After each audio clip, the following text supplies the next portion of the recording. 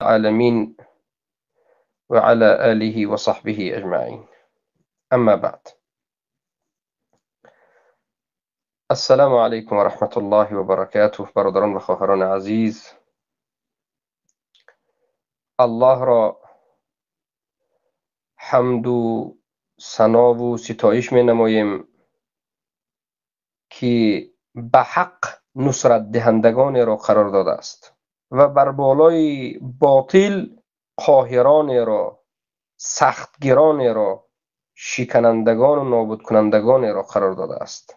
البته که این فضل الله است به بنده و به دیگر برادران بنده و طالب علمان اهل سنت و الجماعت که ما را ناصر حق قرار داده است، نصرت دهندگان حق، ظاهر کنندگان حق، بیان کنندگان حق، اگرچه اکثر مردم نمی خواهند. و این چنین الله را حمد و ثنا و شکر و ستایش میکنیم که ما را در بالای باطل قاهر، سختگیر و شکننده و نابود کننده باطل قرار داده است. این صفت همه دوستداران بندگان الله است. این دو صفت، صفت اول نصرت دادن حق، صفت دوم شکستن باطل، این صفت انبیاء و الرسل است. همه پیامبرانی که به این دنیا فرستاده شده اند، مبعوث شده اند، همین صفت را داشتند. نصرت حق.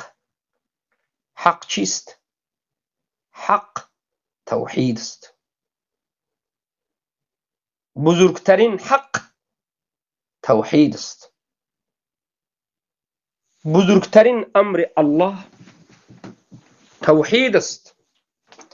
خیلی که شیخ الاسلام مجدد الدین رحمه الله میگویند که اعظم ما امر الله به التوحید، بزرگترین چیزی که الله به اون ما را امر کرد این توحید است. لا اله الا الله این حق است و این کلمت الحق است. یکی از نامهای کلمه لا اله الا الله این را میگن الحق، کلمت الحق. هر کسی که توحید را نصرت داد، توحید را آشکار کرد، ظاهر کرد، بیان کرد و از ملامت کنندگان نترسید و پروای نکرد، این دوست داشته ترین بنده الله است. الله سبحانه و تعالی میگوید: اعوذ بالله من الشیطان الرجیم الذين يبلغون رسالات الله ويخشونه ولا يخشون احدا الا الله وكفى بالله حسیبا. آنهایی که رسالت الله را، رسالت الله یعنی قرآن و سنت را، دین الله را میرسانند، تبلیغ میکنند و تنها از الله میترسند و از غیر الله پروای ندارند، از ملامت کنندگان پروای ندارند و از غیر الله نمیترسند. الله خودش حفاظت و کفایت و نگهدارنده اینها، حاسب اینها تنها الله است. الله اکبر، الله اکبر. این صفت انبیاء الرسل بود که همه اشون به سوی توحید دعوت می کردند، توحید را بیان می کردند و به خاطر توحید رنج و مشقت می بردند. و صفت دوم قاهر بودن، سختگیر بودن در بالای باطل، نابود کردن باطل، شکست دادن باطل، این صفت انبیاء الرسل بود. اولین و بزرگترین باطل این شرک است و بزرگترین چیزی که الله از اون ما را نهی کرد، باز داشت، ما را بیم داد از خطر این چی است؟ شرک است. خیلی که بارك الله فيكم شيخ الإسلام رحمه الله میگویند و اعظم ما نهى عنه الشرك.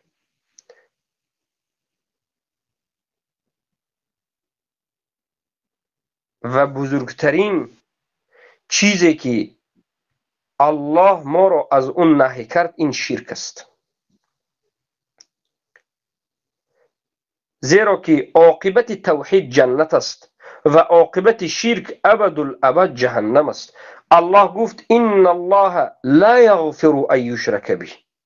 الله نمی بخشد همون کسانی که شرک را، همون کسانی را که شرک را با همراهی الله انجامیدند، غیر الله را عبادت کردند، توبه نکردند، بازگشت نکردند به سوی الله و فوتیدند، مرگ به سراغشان آمد در حالتی که مشرکند. الله آنها را نمی بخشد، یعنی جهنمی است.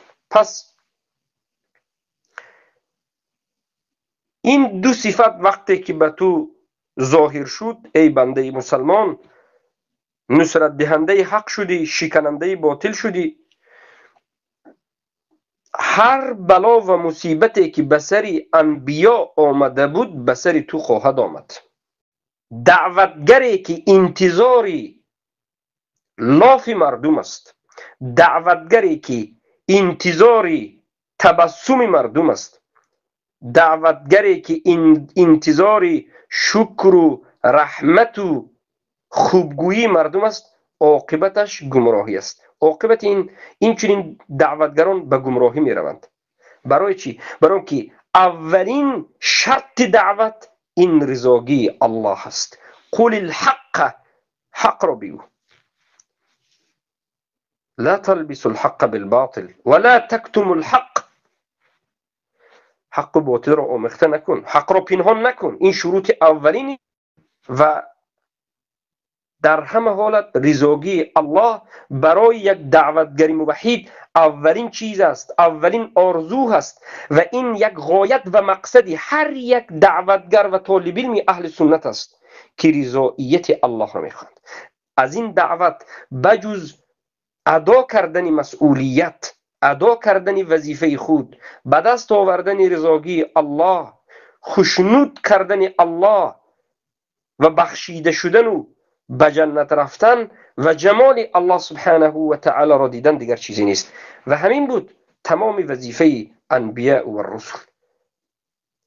اما این یک سنتی تکوینی، یک سنتی کونی الله است که وقتی که تو به حق چنگ زدی و حق را ظاهر کردی و باطل را شکستی و اهل باطل و خرافات و ضلالت مشرکین را بیان کردی، اونها را حقیقتشون را آشکار کردی، حتما چگونه ای که در زمان نوح بعد از 950 سال دعوتش قبول نکردند و طعنه‌اش زدند، بعد از سالها دعوت ابراهیم را به آتش انداختند، بعد از سالها دعوت موسی به موسی سرکشی کردند و همچنین به عیسی و به محمد علیهم الصلاة والسلام این چنین طعنه و تحقیر و دشنام و دروغ‌ها را گفتند. به سر تو هم می آید. برای چی؟ برای که تو میراثبر پیامبر هستی. ای دعوتگر حق، ای گوینده حق، ای آشکار کننده حق، ای نصرت دهنده حق، هیچگاه سرخم نباش، همیشه سرت بالا باشد. هیچگاه غمگین نباش، همیشه خوشحال و خوشنود باش. عزت در نزد تو هست، این عزت داده الله هست و همین نصرت دادن توحید عزت است، شکستن باطل عزت است و همین دوست داشتن موحدین تو را عزت است و بعد دیدن مشرکین و خائنین و قبوری ها عزت است. دوستان الله را دوست بدار و اونها تو را دوست بدارند. به دشمنان الله دشمنی کن و اونها تو را دشمنی بکنند. این بالاترین عزت است، این علامت هدایت است، این علامت خوشبختی است.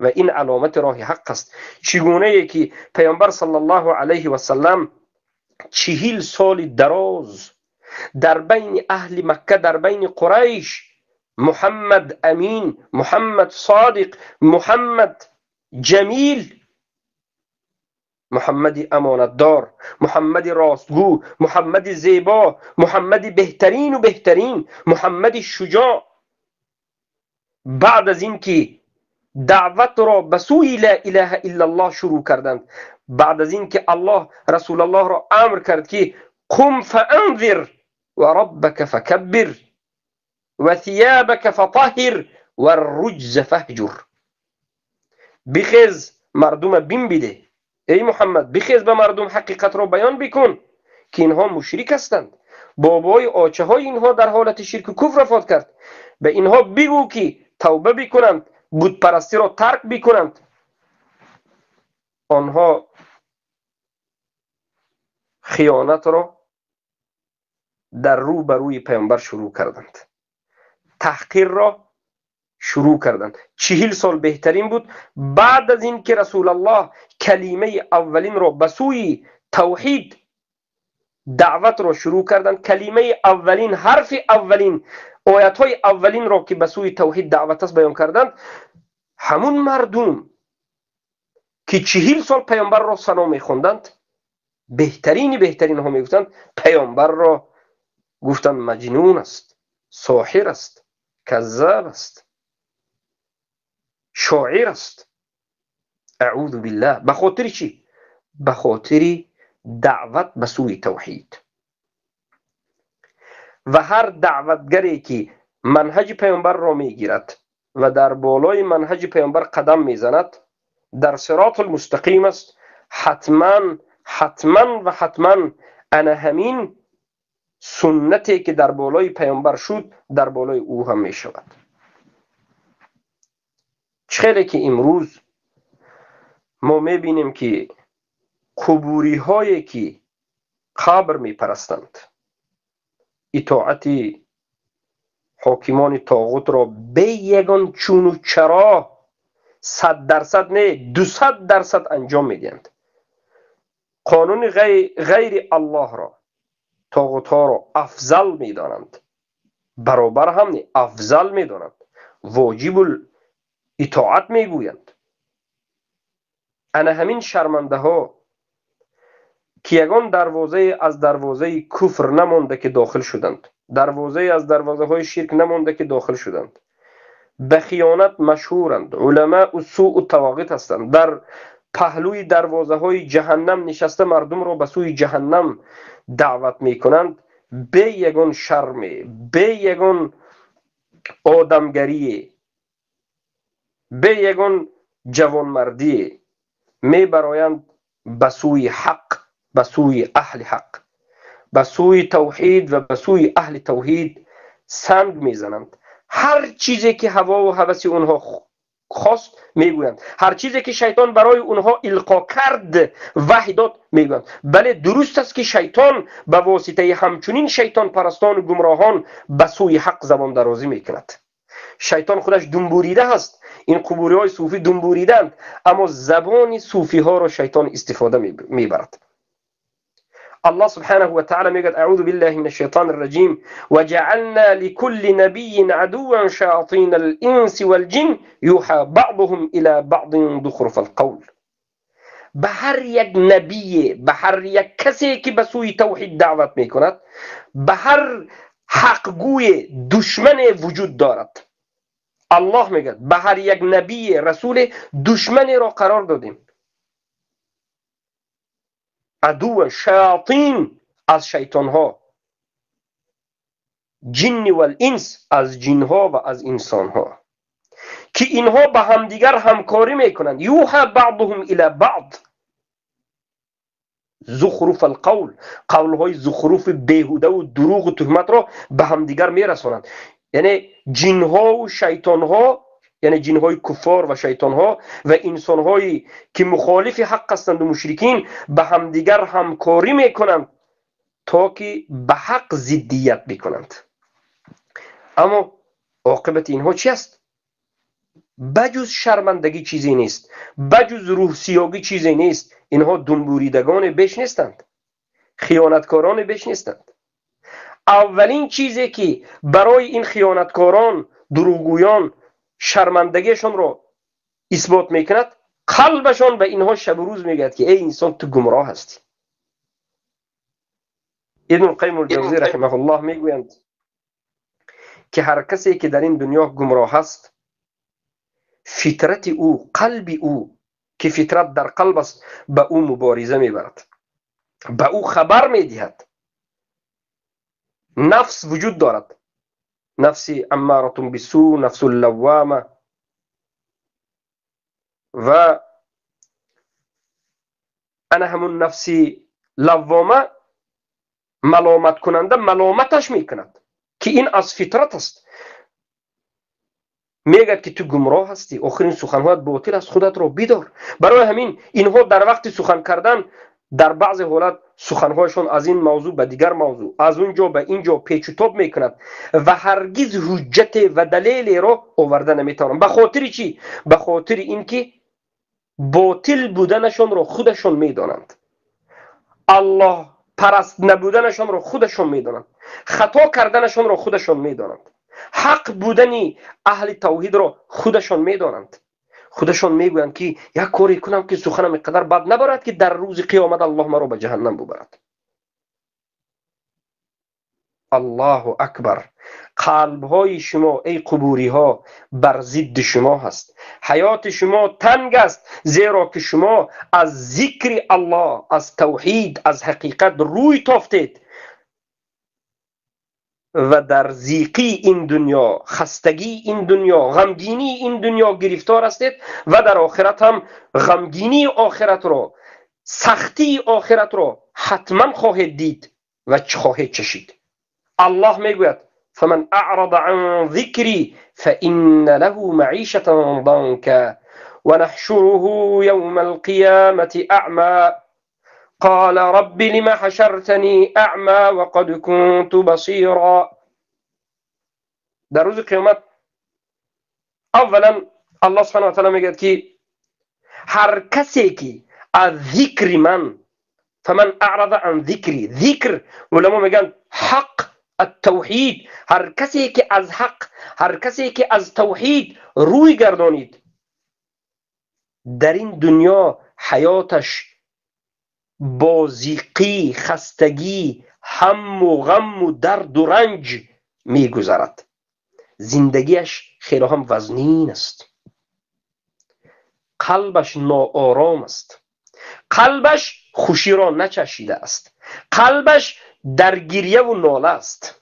برای که قلب این همیشه میخواهد که خم بشود و سجده بکند به الله رب العالمین، و این قلب همیشه میخواهد که اطاعت الله را بکند، اما صاحبش او را این طرف آن طرف میکشد. کسی که توحید را ندارد در این دنیا جزایش غمگینی است، ضیقی است، طاغوت پرستی و ضلالت است، روح سیاگی است، پریشان خاطری است. و در روز قیامت چی؟ و نحشره یوم القیامة اعمى. ای مخالفان حق، ای ضدیت کنندگان بر حق، ای جاهلان از توحید و دور شدگان بر توحید و دشمنان توحید، آگاه باشید که الله میگوید در روز قیامت اینچنین انسانها را کور، نابینا حشر میکند. دشمنان توحید، بیخبران از توحید در روز قیامت از قبر بیرون میشوند در حالتی که چشمهایشون نمیبیند، نابیناست، کور و نابیناست، و اینها به الله شکایت میکنند قال رب لم حشرتني اعمى وقد كنت بصيرا. ای الله، مرا چرا کور، نابینا از قبرم بیرون کردی در این روز سختی و روز قیامت، حالا که من در دنیا دو چشم بینا داشتم، من دو چشم بینا داشتم، چرا کور هستم؟ الله میگه اتت که آیتونه، ای بنده به تو آیت‌های ما رسیده بود، حجت رسیده بود، حق رسیده بود، توحید رسیده بود، کفر بالطاغوت رسیده بود، دعوتگران تو را دعوت کردند، فنسیتها، تو فراموش کردی، قبول نکردی. امروزه طاغوت پرستا فراموش نکردند، قبول نکردند و اضافه کردند، دشمنی بر حق میکنند.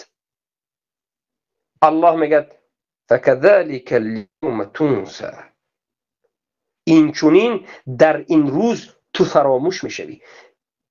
چگونه ای که توحید را فراموش کردی، چگونه ای که حق را فراموش کردی، امروز در این روز قیامت ما تو را فراموش میکنیم.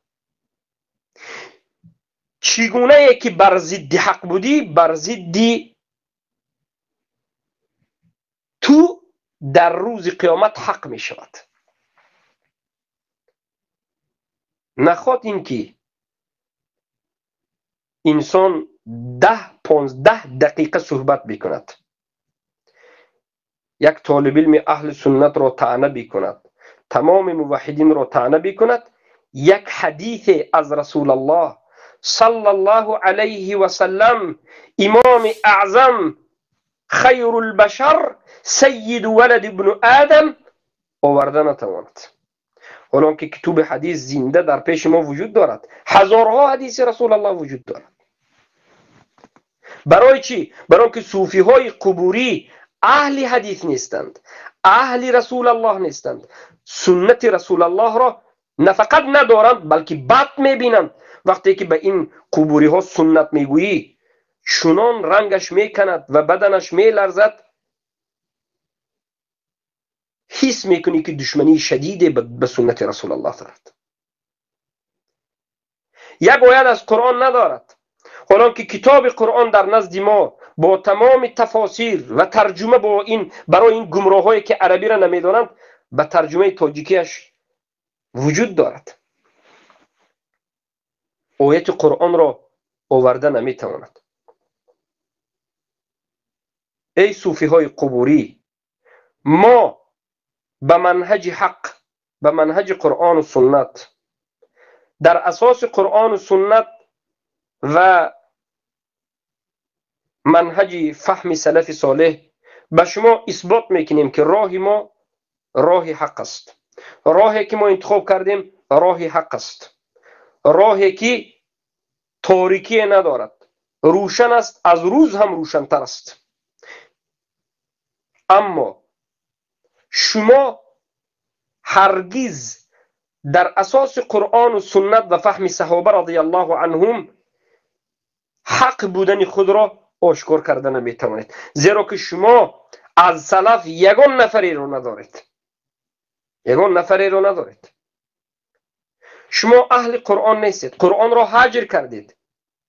چخیلی که الله سبحانه و تعالی در قرآن میگه یا ربی ان قوم اتخذوا هذا القرآن مهجورا، قرآن را این قوم من مهجور قرار دادند. ابن القیم الجوزی رحمه الله میگویند که قرآن را مهجور قرار دادند یعنی قرآن را ترک کردند، معنایش این است که اگرچه قرآن را تلاوت میکنند اما عمل به قرآن ندارند، گفته های قرآن را فقط میخوانند اما در نزدشان معنا ندارد، عمل ندارد، تطبیق ندارد، فعالیتش، زندگیش، حیاتش مخالف قرآن است. عیناً همین برای شما صوفی های قبوری هست که شما قرآن را هجر کردید، ترک کردید، اهل قرآن نیستید. اهل قرآن صحابگان رضی الله عنهم بودند که الله از اونها راضی شد، زیرا که اونها قرآن را زنده به زنده عمل کردند. امروز شما باشد به عمل کنندگان قرآن دشمنی دارید، از عمل کنندگان قرآن براءت میکنید، بیزاری میجویید، ضد قرآن زندگی میکنید. شما قرآن را به یک پول ناچیز، به یک ثمن ناچیز فروختید.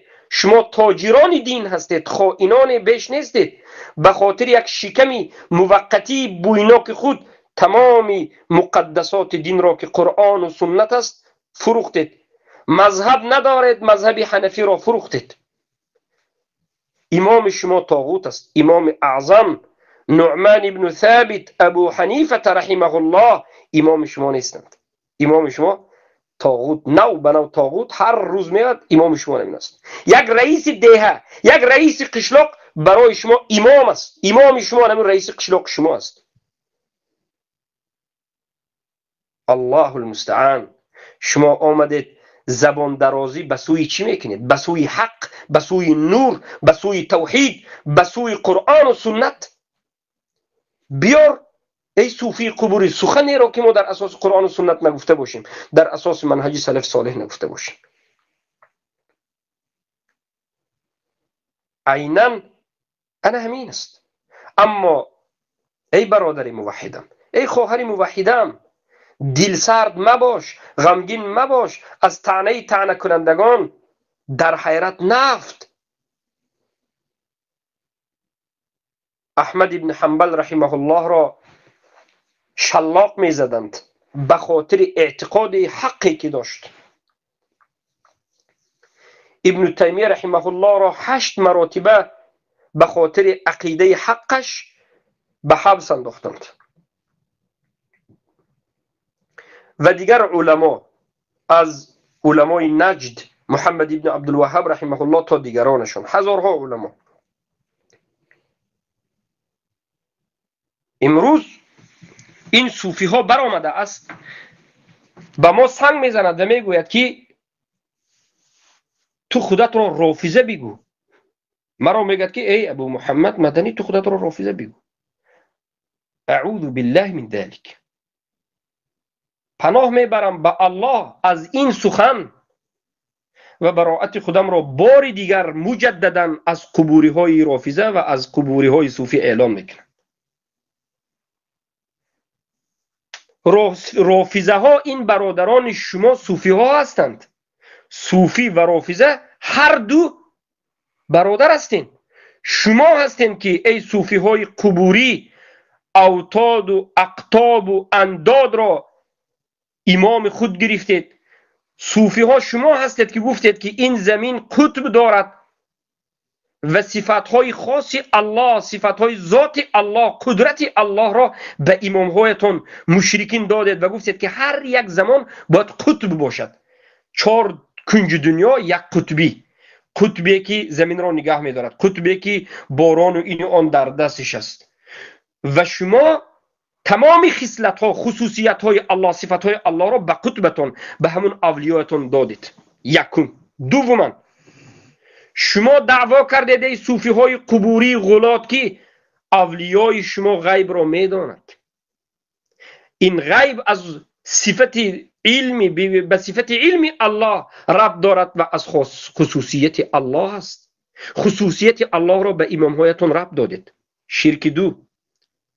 این صوفی های قبور شما هستید که گفتید که قبر طواف کردن به قبر و از قبر کمک گرفتن و استغاثه کردن هیچ ضرری ندارد. زیرا که صوفی های قبور شما توحید الوهیت ندارید، اسما و صفات ندارید.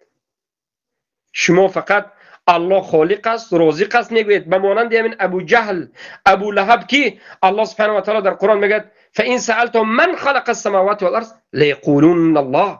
اگر همین مشرکای قریش ای محمد بپرسی، ابو لهب بپرسی که زمین و آسمان که خلق کرده است، الله میگفتن. شما به مانند همین هستید. توحید در نزد شما الله خالق است، رازق است، تمام. اما یگانه الله را عبادت کردن ندارید. کتاب جوشن امانی این قبوری هلاک گشته حرام مرده شما به این گواهی میدید که شرک را توحید میگوید. حدیثی صحیحی که پیامبر صلی الله علیه و سلم بیان کردن که روایت امام ترمذی است: لا تقوم الساعه حتى يلحق حي من امه المشركين وحتى تعبد فئام من امه الاوثان. انامین جماعت شما هستید که پیامبر گفتند قیامت قائم نمی شود تا زمانی که یک جماعت از امت من به مشرکین نپیوندند. وقتی که خودشون را امت محمد صلی الله علیه و سلم گفتند و مشرک هستند، قیامت نزدیک است. ما وقتی که شما صوفی قبوری را میبینیم که قیامت نزدیک است. شما مشرکین اوثان پرست شدید. و برادر شما عیناً فعل شما را میکند. رافضه ها، شما اولیای خود را اگر به درجه الله رساندید، رافضه ها برادران شما امام های خود را به درجه الله رساندند. قطب شما اولیا، قطب اونها امام هایشان. امام ما، پیشوای ما یگانه این محمد رسول الله صلی الله علیه و سلم و شاگردای محمد رسول الله صلی الله علیه و سلم ابو بکر و عمر و عثمان و علی و عن الصحابه رضی الله عنهم و باقی الصحابه رضی الله عنهم و با نشانداد قرآن و سنت است. بیایید به جماعت ما، بیایید به این گروه ما، صحبت میکنیم در اینجا رو به رو که عقیده کدام من شما موافق به قرآن و سنت و فهم صحابه است. پیامبر مگر الله سبحانه و تعالی نگفت فان آمنوا بمثل ما آمنتم به فقد اهتدوا؟ اگر ایمان بیارند به مانند این که صحابگان ایمان آوردند، بعد از این هدایت مییابند. یعنی عقیده شما اگر موافق عقیده صحابگان است، بعد از این مسلمان میشوید. تا این هرگز مسلمان نمیشوید وقتی که عقیده شما مخالف عقیده صحابگان است. صحابگان رضی الله عنهم، ابو بکر الصدیق رضی الله عنه بعد از وفات رسول الله در عام الرده چقدر هزارها انسان هایی که به شرک اکبر و به کفر اکبر واقع شده بود به ظاهرش تکفیر کرد. ای عبدالواحد قبوری مشرک، تو امروز میگویی که بظاهر تکفیر، بظاهر حکم نمی شود، به قلب حکم میکند، الله به قلب حکم میکند. ای خبیث بی منهج، ای کسی که از منهج قرآن و سنت و فهم صحابه دور شدی، منهجت امام‌التر است، امامت امام‌التر است، از کجا این سخنت رو میگویی؟ ای جاهل خبیث. ابو حنیفه رحمه الله بروی تو توف کردند صدقه پیشا به ابو حنیفه باشی. ابو حنیفه به ظاهر حکم میکرد. شاگردان ابو حنیفه قاضی این امت یعقوب ابن ابراهیم، ابو یوسف رحمه الله در دولت اموی چقدر، در دولت اموی و در دولت عباسی همه حنفی ها بودن. به کدام حکم میکردن؟ میگه از کجا این حکم ها رو میگیرید؟ از مذهب ابو حنیفه میگیرم. مذهب ابو حنیفه در باب تکفیر از دیگر مذهب‌ها سخت‌ترین مذهب است. مگر همین مذهب ابو حنیفه نگفت که در روز عید نوروز مجوس اگر یک تخم را به خاطر تبریک مقابل بدهی کافر استی؟ بگونه صدقه انسان شوی بگونه. نظر بکن به تفسیر احادیث بدرالدین، نظر بکن به رد المختار ابن عابدین، نظر بکن به کتاب بدائع صنعانی، نظر بکن به کتاب اوسط سرخسی. ای خوبسای جهلا، مذهب ابی حنیفه را نشناختید. شما بجز حاجتخانه بیش نیستید. مذهب ابی حنیفه شما را توف میکند بر روی شما. مگر در زمانی قاضی بودن حنفی ها در دولت اموی و در دولت عباسی چقدر این خوبسای اهل بدعت را سر نزدند، مرتدین را سر نزدند؟ مگر فقه ببینید، مگر مذهب حنفی کتاب اوسط دارد؟ ما کتاب بزرگ حنفی رو میگیم، اینها مختصر خواندند. این صوفی های چوج صوفی قبوری، اینها حنفی هم نیستن، چه هم نیستن، قبوری های چوجی، اینها مختصر الوقایه خواندند. 4 ورق است، 4 ورق خواندند. شما حنفی را از کجا میدونید؟ ما حنفی را به تمام کتاباش میدونیم. اوسط 18 مجلد است. کتاب میبینید تو صوفی طهارتت میشکند، وضوءت میشکند، دیگر به این نزد کتاب نمیوی. به این کتاب نظر کن، باب الرده گفتنی باب است. ای صوفی قبوری، حنفی نیستی. تو اگر حنفی میبودی نظر میکردی به این کتاب. نظر بکن والله اگر حنفی باشی. ای مردم نظر بکنید، کتاب حنفی فقه الاوسط باب الرده، باب رده، باب الجنایت و باب رده است. نظر بکن که حنفی چخیل تکفیر میکرد.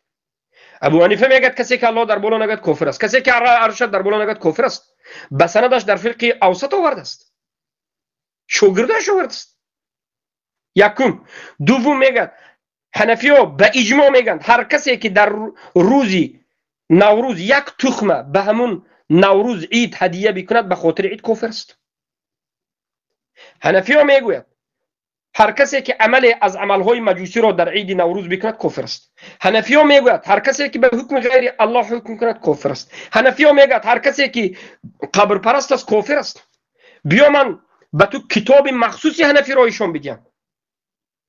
جهود علماء الحنفیه فی تکفیر القبوریه، کتاب یکی از بزرگترین علامه و اهل سنت است که نوشته است جهود علماء الحنفیه، یعنی حرکت و اجتهاد علمای حنفی در رد قبوری. حنفی ها همیشه بر ضد قبر پرستی، بر ضد طاغوت پرستی، بر ضد خرافات بودند.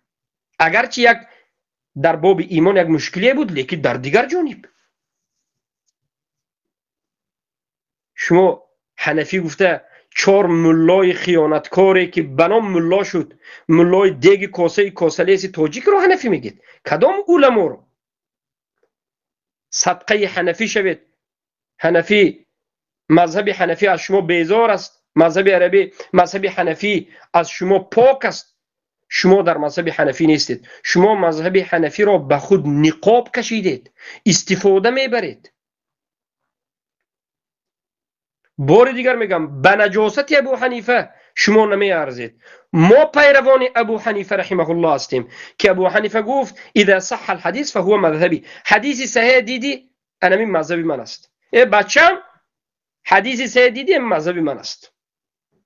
ما پیروان ابو حنیفه هستیم که حدیث صحیح میبینیم میگیریم. شما چی هستید؟ خوبسای حسدخوران مشرکین، بازی کنندگان به توحید.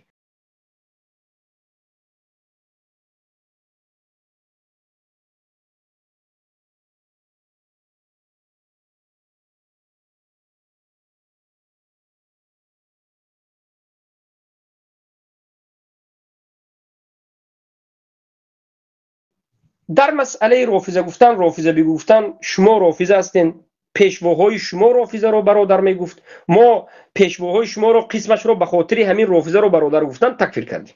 ما رافضه رو تکفیر میکنیم و رافضه رو کسی برادر بگه تکفیر میکنیم، رافضه رو کسی تکفیر نکند تکفیر میکنیم. برای چی؟ برای اینکه رافضه ها مثل شما قبر پرستند. رافضه و صوفی هرج قبوری هست. این یک مسئله. مسئله دیگر، تکفیر را از کجا گرفتی ای ابو محمد مدنی و غیره؟ تکفیر را از مذهب ابو حنیفه، از کتاب فقه اوسط نظر بکن، از سرخسی، فقه از صنعانی در باب الرده، باب الرده، از 4 مذهب، مذهب احمد بن حنبل، مذهب الشافعی و مذهب مالکی رحمهم الله، همه اشون در کتاب فقه مطولات باب الرده دارن. تو 4 مذهب چی میدونی؟ تو اصول فقه چی میدونی؟ تو غیر از مردخشویی و مردخوری، غیر از دزدی و غارتگری و ریکتی، غیر از کینای هندسکی دیدن، تو چیکار کردی در این عمرت؟ هیچ کاری نکردی. هیچ کاری نکردی. شو کتاب، کدام کتاب دیدیم؟ الحمدلله ما کتاب دیدیم. و بعد از این میگه علمایی که این ابو محمد درس گرفته است مدنی، این علمای سعودی هستند. قسم به الله به چنگی پای علمای ما تو نمیارزی. بینیت خاکالود باد، رویت سیاه باد. اخزاک الله، اخزاک الله. الله تو را خور ذلیل بکند متهم کذاب. یهود ما میشناسیم، نصارای ما میشناسیم. شما خوبسای چوجه های یهود تاریخ شما را ما میشناسیم. برآوردن فقط یهود گفتن، نه حجت نه دلیلی. علمای ما معروف است، منهج ما معروف است. میگه کی بودن این انسان معلوم نیست، کی بودن ما معلوم است، منهج ما معلوم است. در کجا درس خوندن ما همیش نوشتگی گذاشتیم. لیکن عدم علمی که بشیء لا يدل على عدم هذا الشيء، ندانستن تو یک چیز را این دلالت نمیکرد که این چیز نیست. ای بیچاره جاهل عبدالواحد، تو جاهل هستی، تو احمق هستی، تو نمیدونی. ندانستنی تو این دلالت نمیکند که همین چیز وجود ندارد. تو بسیار چیزها رو نمیدونی. تو از همین پیشی بینید دیگر چیز رو ندیدی، یک چیزی دیگر دیدی، پای طاغوت دیدی، پالیسه که دیگر هیچ چیزی نیست. تو فکر کردی که چیزی که تو دیدی دنیا همین است. نه بیچاره اینجا گپ دیگر است. مشرک، اینجا گپ دیگر است. از بسیار چیز بیخبری. توبه بکن و به سوی لا اله الا الله محمد رسول الله بازگرد. الله المستعان، الله المستعان. بعد از این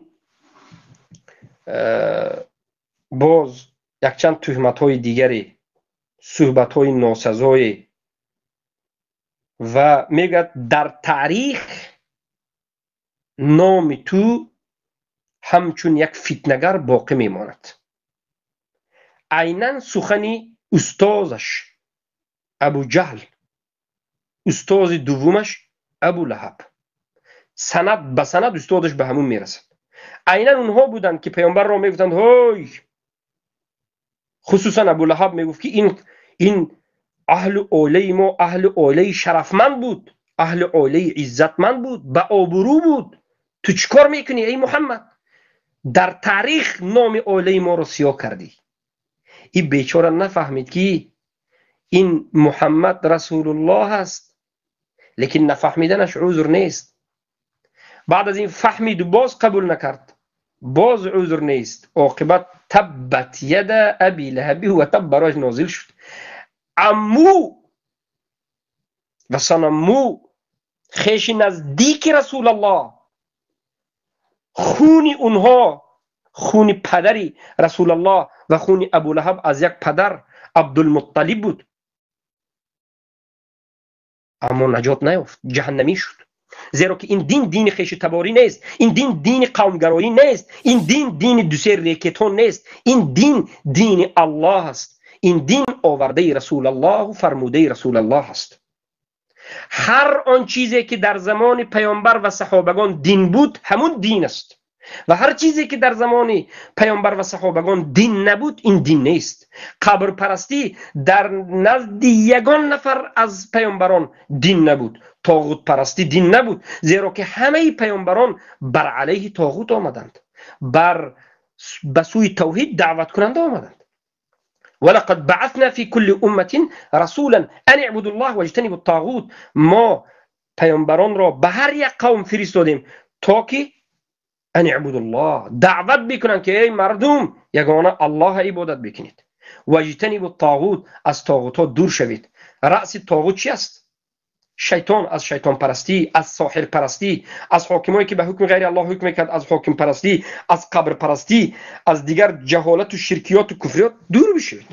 وگرنه شما مخالفی همه پیامبران هستید. چگونه که میبینیم صوفی ها هم طاغوت پرستند، هم دفاع کنندگان حکم غیر الله هستند، بازیچه های دست طاغوت هستند، هم مخالفان توحید هستند، هم شرک و قبر پرستی دارند و هم بارک الله فیکم به سحر و جادوگری و جن پرستی و غیره رسیدند. و اینها کی هستند؟ اینها مخالفان همه پیامبران هستند. اگر شما باز خواهید که حقیقت این قبوری ها رو فهمید از زبان علمای حنفی، ای مردم، نشود که شما را اینها به نام ابو حنیفه فریب بدهند. بار دیگر نام کتاب رو میگم، جحود علماء الحنفیه، جحود علماء الحنفیه فی رد القبوریه، حرکت علمای حنفی در رد قبوری. شمس الدین الافغانی رحمه الله که فارغ التحصیل جامعه مدینه منوره هستند، به زبان عربی نوشتند، از 3-4 مجلد عبارت است.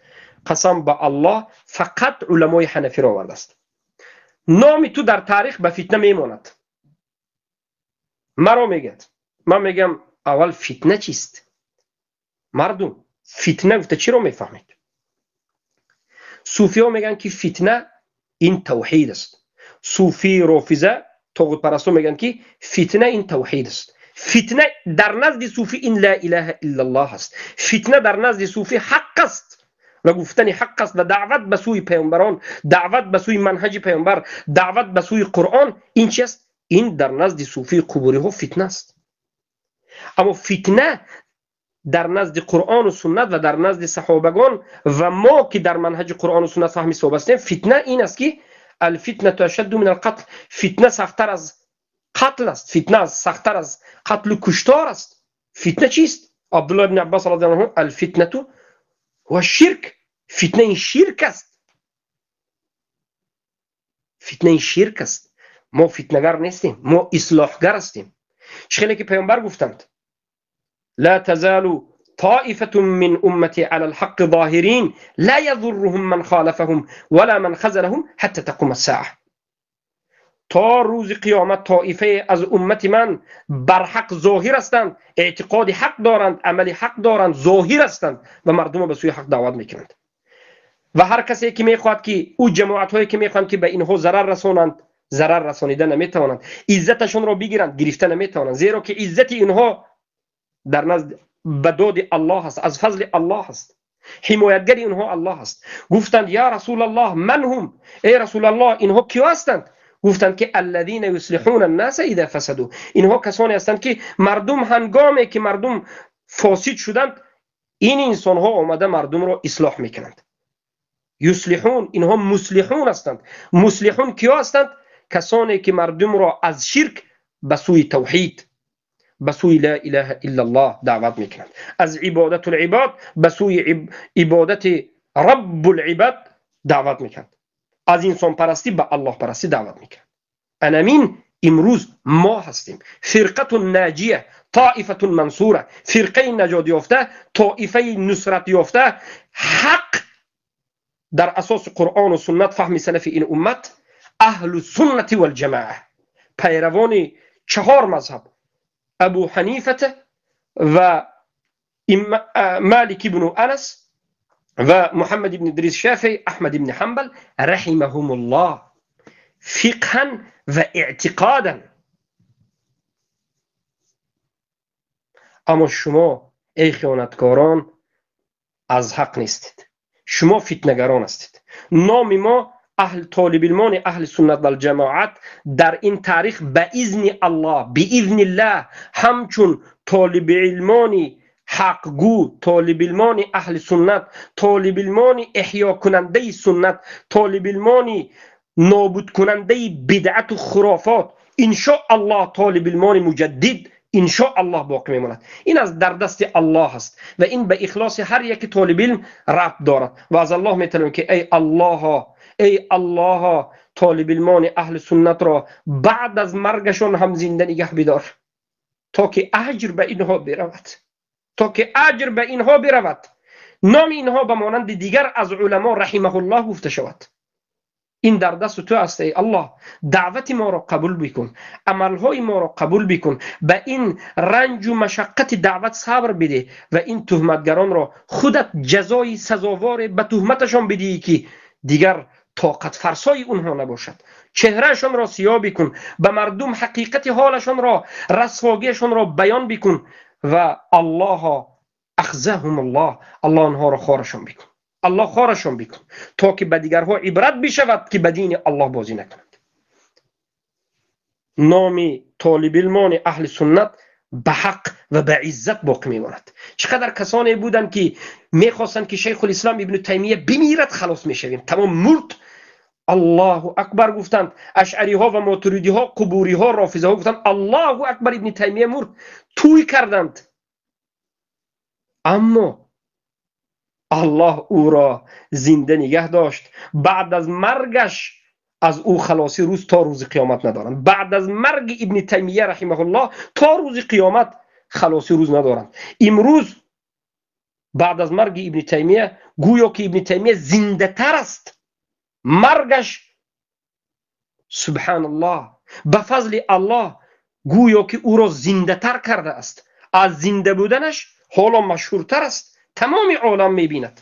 اهل سنت نیست مگر که او را دوست میدارد، بجز جاهل گمراه خوارج صوفی قبوری رافضه حزبی دیگر کسی او را بد نمیبیند. شب و روز هزارها کس او را رحمه الله میگد.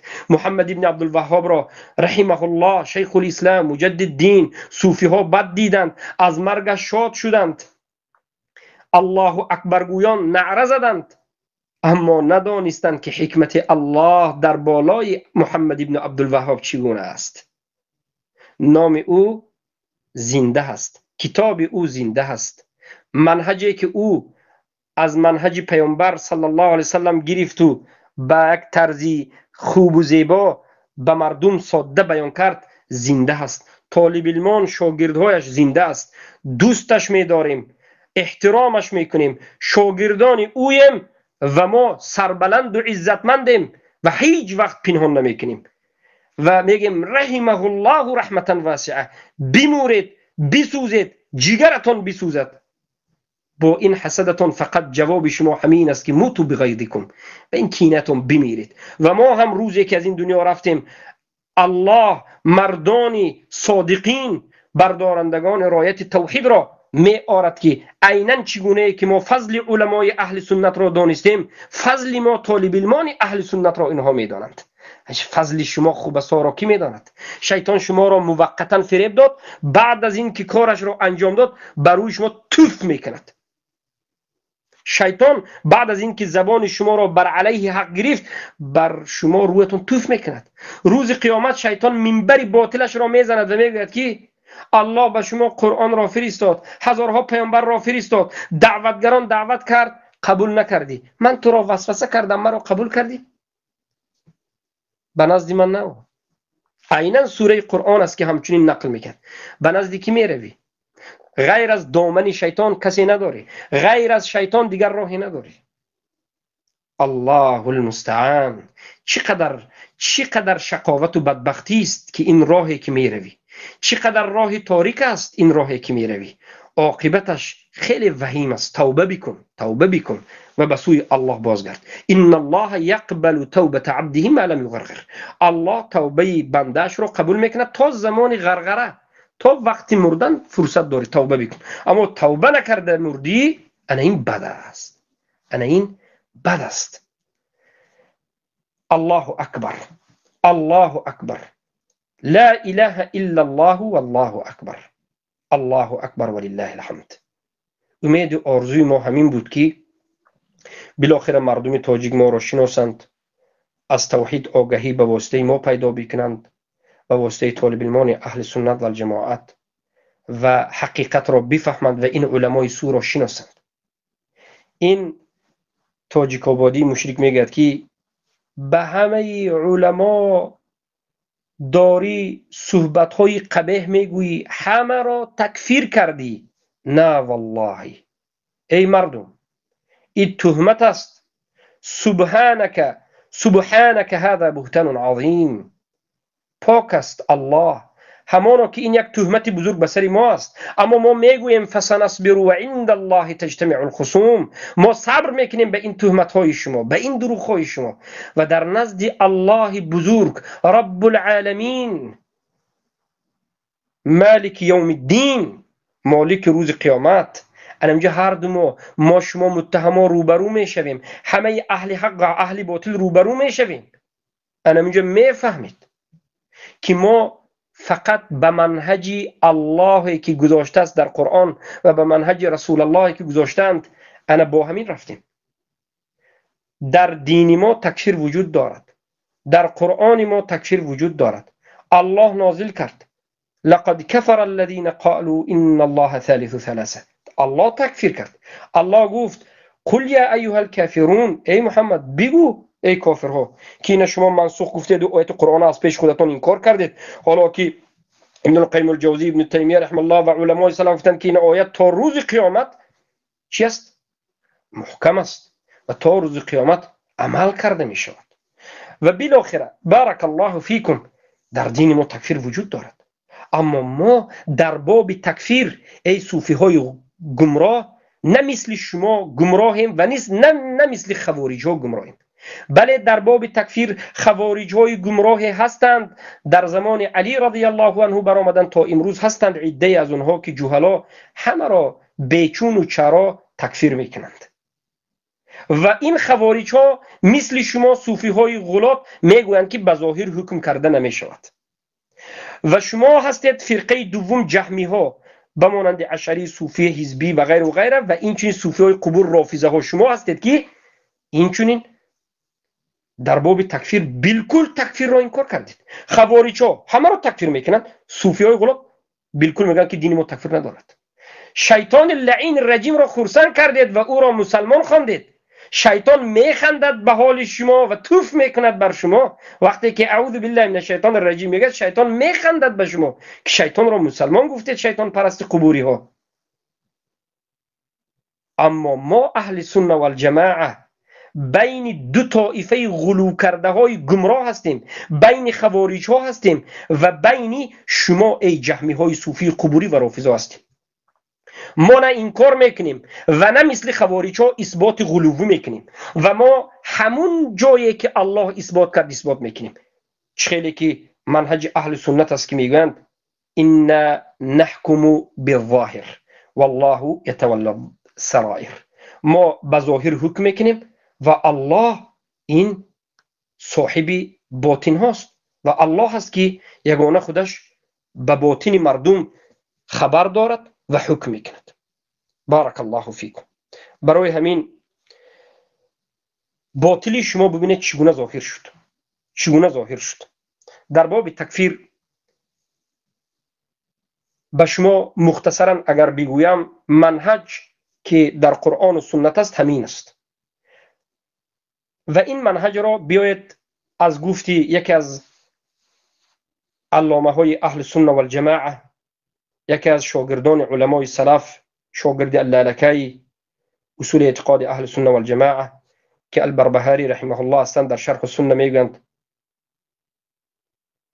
یگان نفری لا يحق، یگان نفر حق ندارد که ان یخرج احدا من المسلمین من الاسلام. هیچ کسی حق ندارد که یک نفر از مسلمان ها را از اسلام بیرون بکند، او را کافر بگوید. یک نفری که اهل قبله است، یعنی یکتا پرست است، موحد است، نماز میخواند و مسلمان است و کفر و شرک اکبر ندارد، هیچ نفری حق ندارد که او را کافر بگوید. این را خوارج کافر میگوید. مسلمان موحد یکتا پرست را خوارج کافر میگوید. غیر از خوارج هیچ کسی دیگر این را کافر نمیگوید. بمانند این که خوارج ها علی را کافر گفتند و تا امروز فقط مسلمان ها را کافر میگویند. هیچ کس حق ندارد که یک مسلمان موحد یکتا پرست را کافر بگوید، مگرم تا همان زمانی که همین انسان مسلمان یکی از شکننده های اسلام را بکند. چرا؟ ای سب الله، الله دشنام بدید یا رسول الله دشنام بدید، یا که یذبح لغیر الله، یا که ذبح به غیر الله بکند و دیگر کفر شرک، یا که قرآن مثلا سوزاند دشنام بکند، یا که شرک اکبر و کفر اکبر بکند، نامش را دیگر بکند، نامش را فرق ندارد. با مانند صوفی ها استغاثه را که شرک اکبر است وسیله گفته انجام میتن، واسطه گفته انجام میتن، دیگر علاج نیست گفته انجام میتن. الله به پادشاه این دنیا مانند میکنند. اینها از باب اسما و صفات هم مشرک شدند، گفتند که به نزد الله مستقیم رفتن نادرست است، رفتن نمیرسی. اگر از الله راست طلب کردی که به من فرزند بده، به من کمک کن، این بی ادبی در حق الله است. چگونه که به نزد یک پرزیدنت پادشاه راست رفتن نمیشود، به نزد پادشاه واسطه میگیری، این چنین به نزد الله واسطه بگیر. واسطه را کی را میگیر؟ صوفی میگه که قبر را بگیر. به قبر رفته بگو که ای قبر به من فرزند بده. عیناً ابو جهل و ابو لهب و کفار قریش انا همین رو میگفتن. سوره زمر آیه 3 رو نظر بکنید. الذين اتخذوا من دونه اولیاء ما نعبدهم الا ليقربونا الى الله زلفى ان الله يحكم بينهم فيما هم فيه يختلفون ان الله لا يهدي من هو كاذب كفار. سوره زمر آیه 3. آنهایی که غیر الله دیگر بت‌ها و وثن‌ها و دیگر چیزها را به خود اولیا گرفتن، یعنی عبادت کردن، همون مشرکای قریش دعوا میکردند که ما این بت‌ها را، لات منات عزا را عبادت نمیکنیم مگرم به خاطر اینکه به الله ما را نزدیک بکنند. یعنی همین ابو جهل و ابو لهب بت پرست میگفت که مقصد ما الله هست، ما به واسطه این بت به الله میرسیم. عیناً صوفی ها میگن که به واسطه این اولیا به الله میرسیم. چی فرق دارد؟ اینا مشرک هستند به مانند ابو لهب. نظر بکنید به شرح کتاب قواعد الاربعه که ما در این باب خیلی مشرک و زمانین اشد شرکا من الاولین من قریش گفته بیان کردیم که مشرک امروزه از مشرک قریش هم بدتر است. قریشی ها وقتی که بیگان بلا و آفت گرفتار میشدند یک بار الله الله یک تا تو یک تا هستی، غیر از تو کسی نیست میگفتند. امروزه مشرکات در حالت بلا و مصیبت هم اولیا اولیا میگویند. اینها بدتر هستند. این خوبسا از مشرکین قریش هم بدتر هستند. پس انا این است منهج اهل سنت که قرآن و سنت گفت که تکفیر کرده می شود کسی که به الله شریک آورد. تکفیر کرده می شود کسی که الله را گفت که فرزند دارد، الله زن دارد، الله مادر دارد، اعوذ بالله، یا گفت که الله یگان شریک دارد، یا که غیر الله را دعا کرد یا عبادت را به غیر الله انجامید.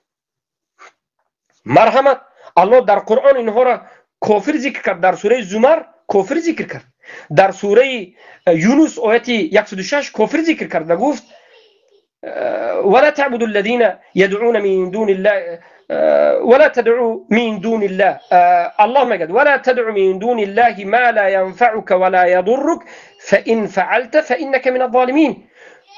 دعا نکن، عبادت را به غیر الله انجام نده به همون کسانی که به تو فایده هم ندارد، به تو ضرر هم ندارد. به این اولیاهای مرده رفته سری اونها دعا طلب نکن. اگر همین کار کردی تو از جمله ظالمان هستی. ظالمان را نظر بکن به تفسیر میسر، به تفسیر طبری که میگه المشرکین. اگر همین کار کردی مشرکین هستی. الله تکفیر کردی یا نکرد؟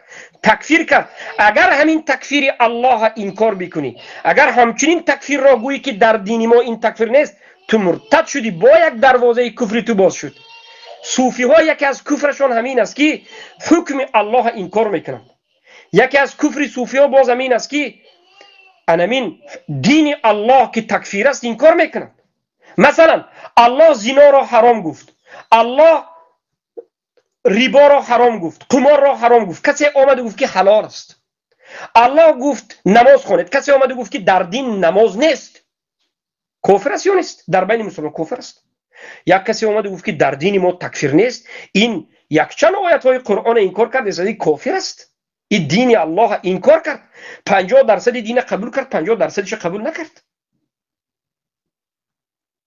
اما فقط هر کسی که شرک اکبر و کفر اکبر ظاهر کرد ما تکفیر میکنیم. یعنی به دلیل قرآن و سنت. کسایی که کفر اکبر نکردن، شرک اکبر نکردن، اونها را تکفیر کردن این غلو است، این خوارجی است. انا کنون می آیم بسری علمایی که میگوید مدنی همه علمای ما را حکم کرد. کدام علما را؟ شما چقدر علما دارید؟ اولا علمای امت دیگر علما هست، شما دیگر علما هستید. علمای اهل سنت و الجماعت نور دیده ما هستند، تاج سر ما هستند.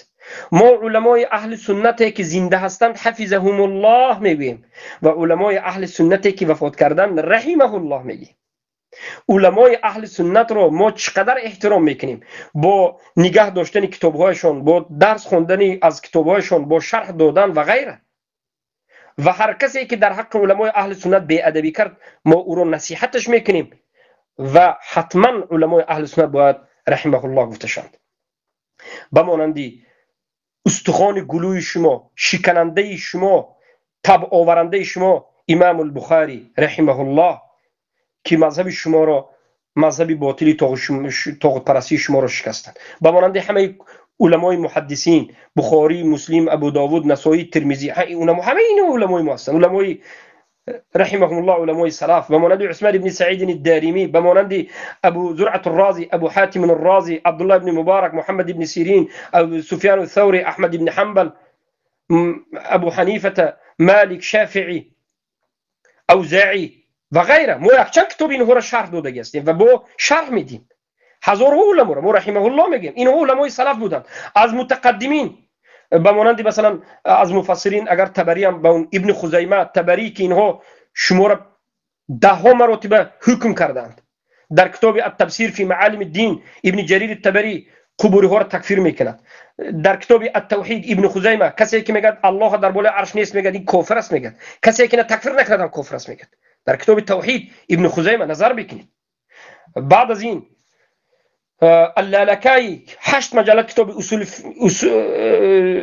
شرح اصول اعتقاد اهل سنت رو فقط از سلف ذکر میکرد. بعد از این البربهاری، بعد از این ابن بطه، علماهای عقیدوی، از تفسیر البغوی و ابن ابی حاتم الرازی و ابن قدامه المقدسی و غیره. از حنفی ها، ما از حنفی ها، از متقدمین ابو حنیفه، شاگردشان زفر، محمد ابن ابی الحسن الشیبانی، ابو یوسف یعقوب ابن ابراهیم و دیگر از علمای متقدمین که از سرزمین ها بودند، همشون قبول داریم. زیلعی و از متأخرین و عینی، کسایی که حنفی به منهج سلف بودند، به نام حنفی دروغین نبودند. شما که کدوم علما را دارید؟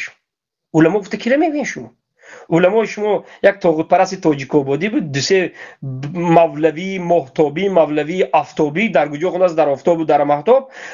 افسانه 5 وقت نماز نمیخواند، در کجا خواند؟ در مکه. همون مولوی که در سری پاش سجده میکنید، یکیتون دارید نام شما قشقور سفید است، میگه قشقور سفید آوردی، یکیتون قشقور سیاه است، غیر از فریبدهی دیگر چیزی ندارد. همون ایشون هایی که مردم به مردم شلنگ ماندند و بدرون زنها صرف کردند، همون های نیست که طاغوتتون شرمنده شون کرد، از پشت و پیش شلنگ ماندند. همون های نیست که قرآن را فروختند. همین است علمای شما. همون های نیست که خودش را مهدی اعلان کرد، دخترای مردم فریب داده گرفت، 9 زن داشته است. همون های نیست که رزینکه ماشینش را قریب لیسیدید. کدام اینا کی هستند؟ اینا بوی اسلام ندارند. شما عالم ندارین، شما سرسخته خرپرستا. بسیار قبرهایی که میپرسید قبرهای خر است و گربه است. شما چی دارین؟ هیچ چیزی ندارین. شما مرده پرستین. نام شما مرده پرست. غیر از همین توقیره گذاشته و گفته داد گفتن چی دارین شما؟ این صدای شما، شکل شما روز قیامت وقتی که یوم تبیض وجوه و تسود وجوه فاما الذين اسودت وجوههم اكفرتم، آنهایی که روی هایشون در روز قیامت سیاه میشد، آیا کافر شدید به الله؟ از الله ترسید، از چهره های سیاه روز قیامت ترسید. انا این علمای شما را که کتاب نویستند به مانند حکمت الله تاجیک آبادی که چقدر مشهور و معروف شده است، چقدر تاجیک ها را خصوصا تاجیک آبادی را به ظلم و به کفر و به ستم گرفتار کرده است، این عالم طاغوتی، این فتوا دهنده دموکرات و این شیطان پرستی مشرک کذاب که کتاب جوشن امان رو نوشت و در اینجا استغاثه را هیچ چیزی نیست گفت، قبر پرستی هیچ چیزی نیست، همیشه جایز گفت، قرآن و سنت به یک طرف گذاشت. به ما فرض است الله تکفیر کن گفت است، تکفیر کردیم. قسمی که رافضه برادر ما هست، رافضه ها اینها بهترین است گفته، حسینیات گفتند، یا که چی میگن، عاشورایی که رافضه ها کرد در تاجیکستان زنده کردید، رافضه ها رو برادر گفتید، دشمنان قرآن و سنت را، دشمنان صحابه را برادر میگویید. خوبسا به خاطر یک تنگ پول ناچیز تکفیرتون کردیم، مفتیتون و غیرتون برآمد، بدین الله بازی کرد، فتوا داد که هر کسی که زنی سلفی باشد از بحر شوهرش برآید، بینش طلاق است، سلفی کافر است و منهج قرآن و سنت انکار کرد، رافضه را برادر خواند، کفار مشرکین مسلمان گفت تکفیرش کرد. انا همین است، انا همین است. ما دیگر کی را تکفیر کردیم؟ همه قبوری ها را، خو اینها را، کسایی که الله در بالای عرش بودنش انکار کردین. 7 آیه با الله آشکار گفت، 100 آیه دیگر به دیگر گفت. نظر بکنید به کتاب العرش الذهبی یا که کتاب علو الذهبی، 1000 دلیل میبرد، 1000 دلیل برای اینکه الله در بالای عرش است. انکار کردید، همین تکفیر کردید. مردم عامه که در تاجیکستان هست، مسلمان هست، نماز میخواند، مسجد میرود یا نماز میخواند، همه اینها مسلمان هستند. هیچ کسی اینها را تکفیر نکرده است بجز غلو کرده ها یا خوارج. فقط شما متهمی دارید. این تهمت است، این تهمت است، کذاب هستید. الله المستعان، الله المستعان. به مانند یهود و نصارا به دین الله سبحانه و تعالی بازی میکنید. از الله بترسید. انا این است باب تکفیر. با همین صحبت خود را به پایان میرسانیم و این صحبت ما برای این جهلان است. این جهلای صوفی صحبت ما را نمیفهمند. این صحبت ما برای شما اهل سنت است، برای شما مردم است. فهمید که اینها دروغگو هستند. انا این دین است، این چیزی که ما میگیم دین است. انا این عقیده صحابگان است. اون چیزی که اونها میگن مخالف عقیده صحابگان است. هر کسی که مخالف عقیده صحابگان باشد اون هدایت نیافته گمراه است. الله میگه فإن آمنوا بمثل ما آمنتم به فقد اهتدوا. اگر ایمان بیارید به مانند ایمان آوردن صحابگان، اگر اعتقاد و عمل شما به مانند صحابگان باشد، شما نجات میابید. از دروغ اینها، بهتان اینها خود حفظ بکنید. از فتنه اینها خود را حفظ بکنید. و یک نکته دیگر اینجا همین است که اناکنون دیدید که او محمد شریف و دیگر طالب علمای گمراهی که در مصر هستند، آذری ها، خودشون را سلفی میگویند، برادران دست به دست جانفدای صوفی هستند. قبوری ها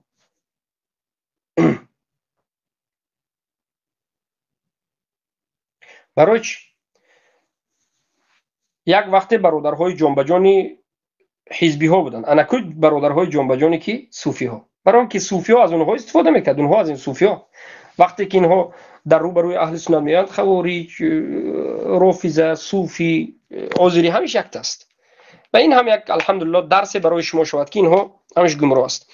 الحمدلله برادر، من نمیخواستم که قدر صحبت دور دراز بکنم، لیکن الحمدلله همین قدر الله فضل داد، کمی صحبتمون دور دراز شد، معذرت خواهی میکنم.